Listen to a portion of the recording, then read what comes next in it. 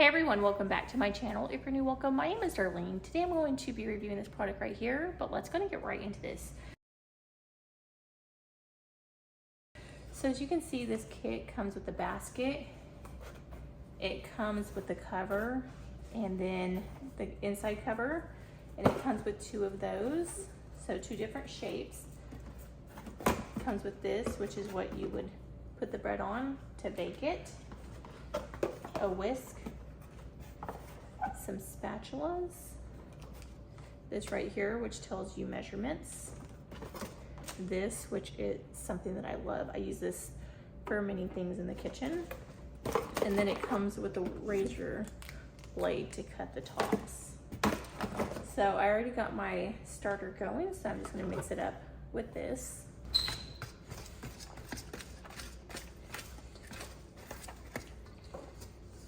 And now I'm just going to do the stretch and folds, let it sit, and I'm going to show you how I bake it up.